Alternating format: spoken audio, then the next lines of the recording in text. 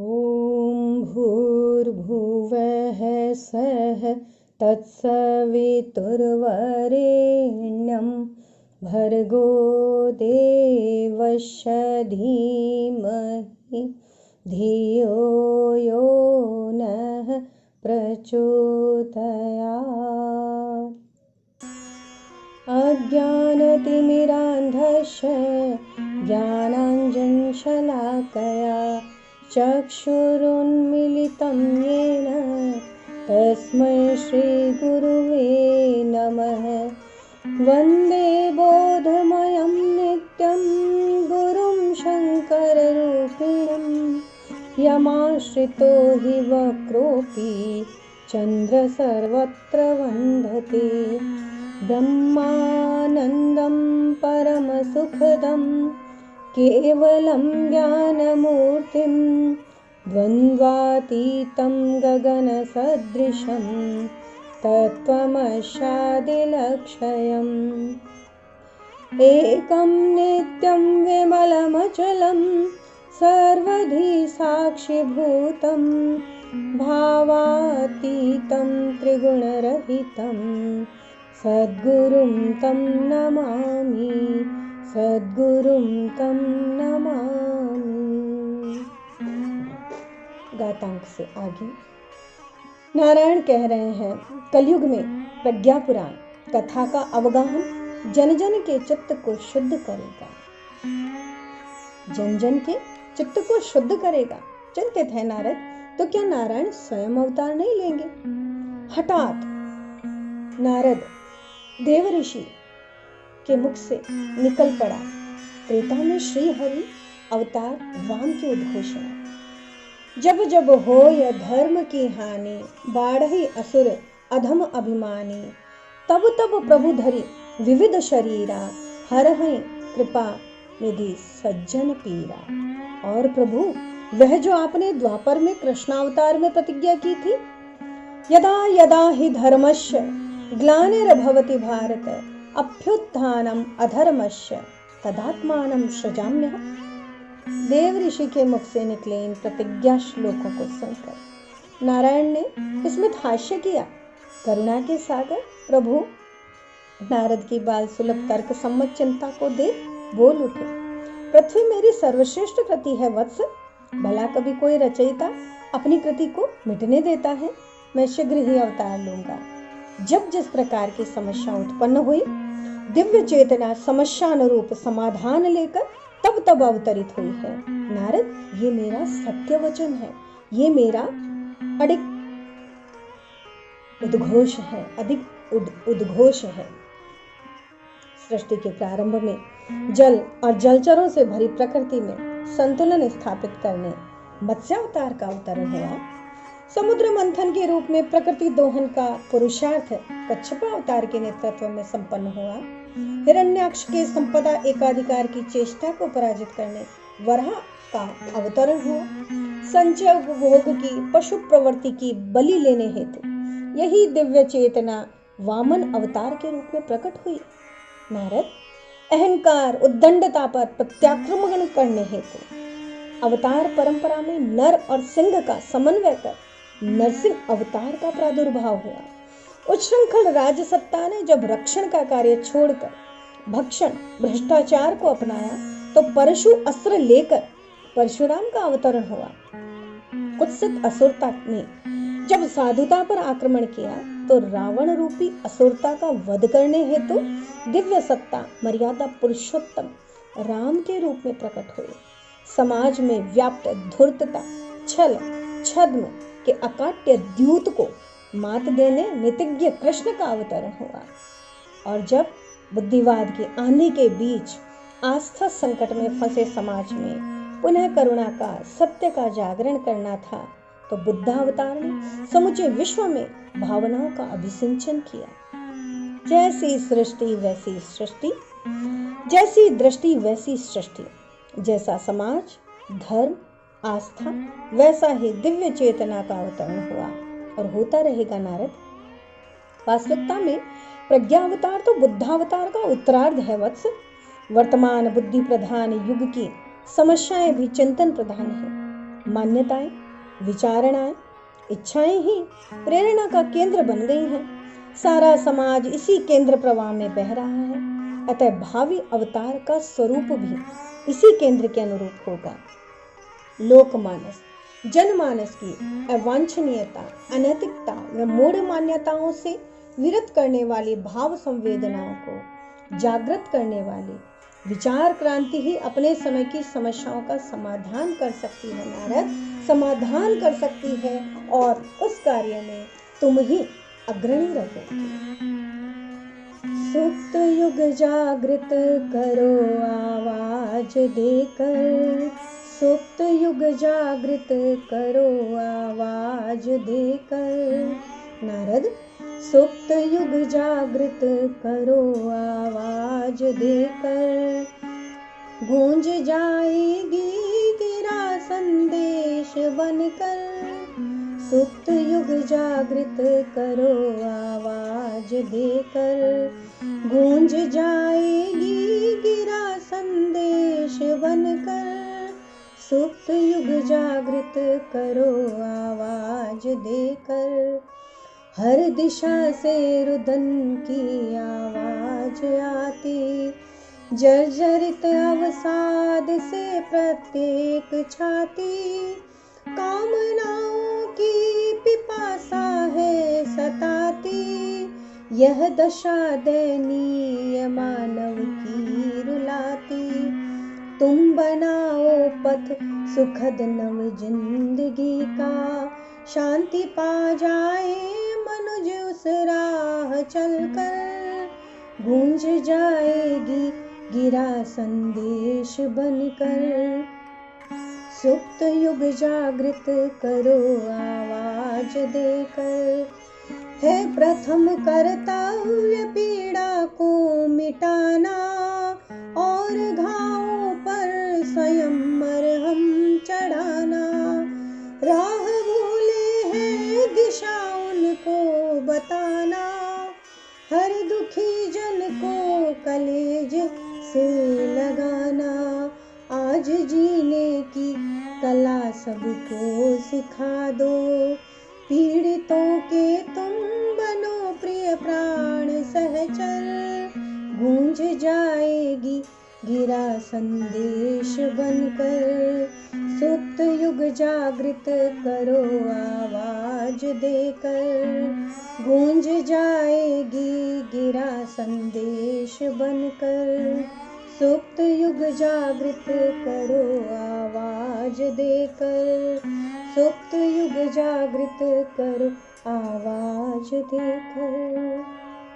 नारद, आस्था संकट से त्रस्त मनुष्य सुखी संपन्न होकर भी समाज के लिए, मानवता के लिए विपत्ति का कारण बना हुआ है। विपत्ति का निर्माण करने वाली इस कुत्सित दुर्बुद्धि का निवारण करने के लिए मुझे प्रज्ञावतार रूप में अवतरित होना होगा, और इस अवतार कार्य में आपको मेरा सहयोगी बनना होगा मुनिवर, क्योंकि तुम सारिखे संत प्रिय मोरे, धरहु देह नहीं आन निहोरे। नारद, निराकार होने के कारण मैं केवल प्रेरणा ही दे सकता हूँ। कार्य करने के लिए आपको वरिष्ठ चेतन आत्माओं को जागृत करना होगा, क्योंकि संयुक्त प्रयास ही सदैव सफल होता है। संयुक्त प्रयास, जैसे एक गांव में आग लग गई, सभी ग्रामवासी सुरक्षित भाग निकले, पर दो मित्र न भाग सके। क्यों? क्योंकि एक अंधा था और एक लंगड़ा। दोनों ने सम्मिलित प्रयास करने की ठानी। अंधे ने लंगड़े को कंधे पर बैठाया। लंगड़े की आंखें रास्ता बताती थी तो अंधे के पैर दौड़ लगाते थे। दोनों सकुशल आग से बाहर थे। सहयोग, समर्पण से बड़े बड़े संकट समाप्त हो जाते हैं, नई दिशा मिलती है। जैसे रामकृष्ण परमहंस और विवेकानंद, विरजानंद और दयानंद, राम और हनुमान, समर्थ गुरु रामदास और छत्रपति शिवाजी, नारायण और नर, कृष्ण और अर्जुन का सहयोग युग को, समाज को संकटों से उबारता है। नारद बोल उठे। प्राह नारद इच्छायाः स्वीकियाया भवान् मम जिज्ञासायाश्च प्रस्तौति यम समन्वय मद्भुतम। आत्मा में पुलकित स्तेन स्पष्टम निर्देश भूतले प्रतिगत्य च किम कार्य येन सिद्ध्येत प्रयोजनम। देव ऋषि नारद बोले, हे देव, अपनी इच्छा और मेरी जिज्ञासा का आप जो अद्भुत समन्वय प्रस्तुत कर रहे हैं, उसमें मेरी अंतरात्मा पुलकित हो रही है। कृपया स्पष्ट निर्देश कीजिए प्रभु कि पुनः मृत्यु लोक में जाकर मुझे क्या करना चाहिए ताकि आपका प्रयोजन पूर्ण हो।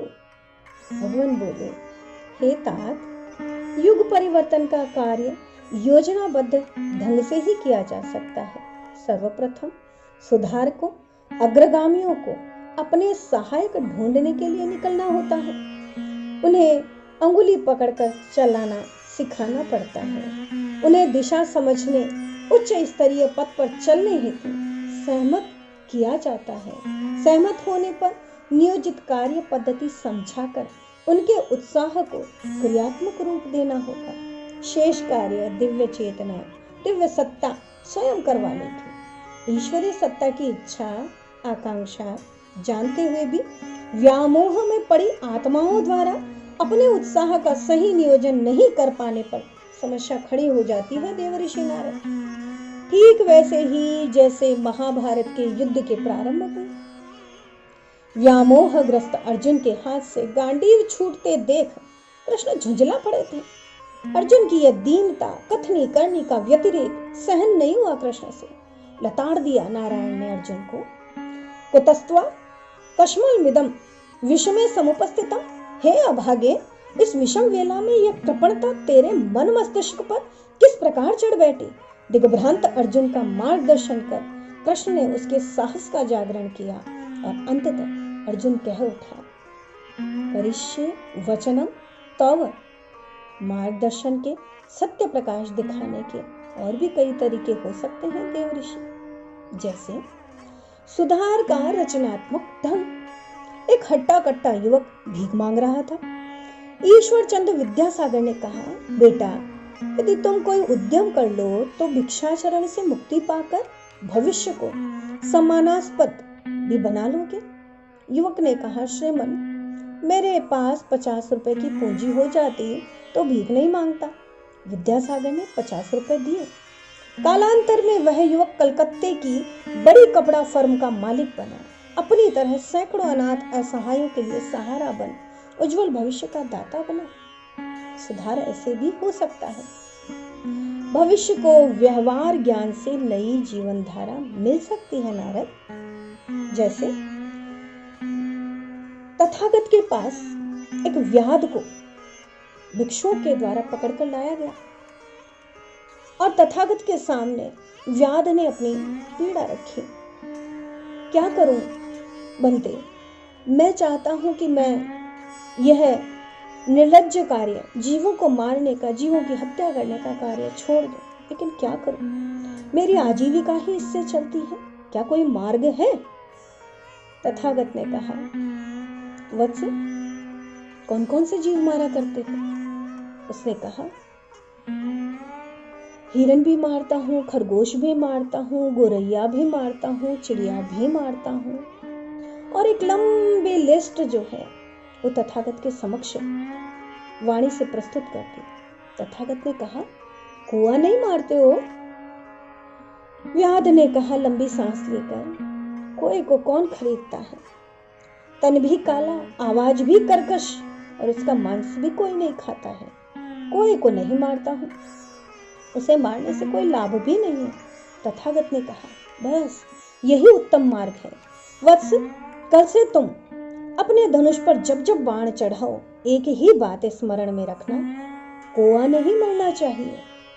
व्याध ने सोचा क्या मार्ग बताया है और वो चला गया। बहुतेरे दिन हुए वह व्याध पेट पीठ से चिपका हुआ म्लान मुख लिए पुनः तथागत के चरणों में। तथागत ने पूछा, क्या हुआ वत्स? व्याध ने कहा, ये क्या किया तुमने तथागत? ये किस ऊहापोह में डाल दिया मुझसे? जब से तुमसे बातचीत करी है तब से एक जीव मारे नहीं मर रहा, क्यों?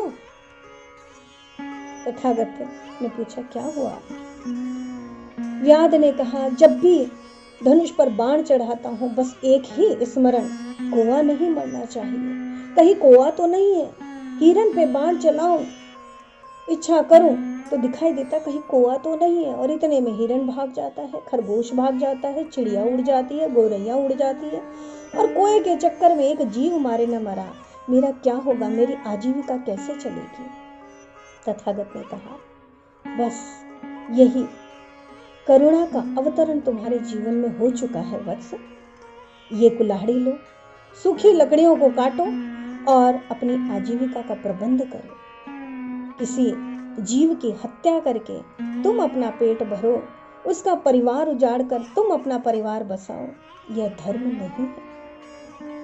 परिस्थितियों की जटिलता को सरल बनाना व प्रक्रिया को आश्चर्यजनक मोड़ देने का काम परमात्मा का है नारद।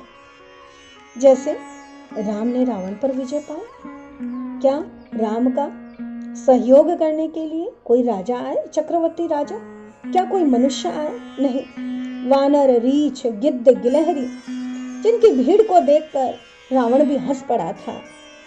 राम जीत पाएगा, लेकिन उसी राम ने इन्हीं वानर, रीछ, गिद्ध, गिलहरी के सहयोग से रावण जैसे पराक्रमी व्यक्ति को धराशाही कर दिया। कृष्ण ने गोवर्धन उठा लिया नारद, ग्वाल बाल लकड़ी और छोटी सी अंगुली।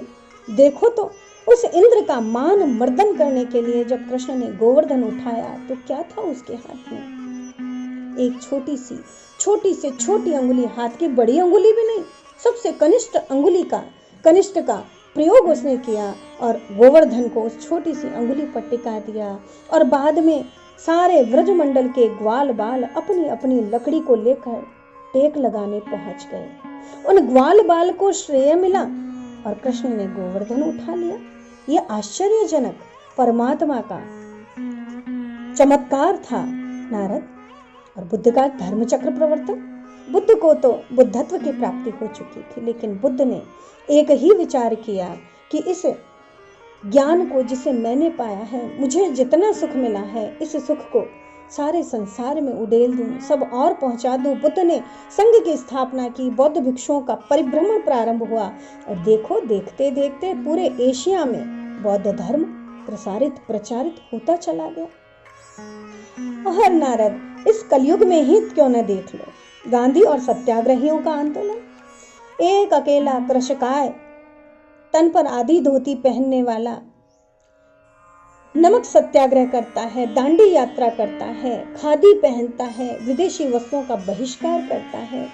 होने को तो ये छोटे छोटे उपक्रम थे, लेकिन इन छोटे छोटे उपक्रमों ने उन अंग्रेजों के सूर्य को अस्त कर दिया जिनका सूर्य पूरी पृथ्वी पर कहीं अस्त नहीं होता था, और उन अंग्रेजों को भारत छोड़ने पर विवश कर दिया।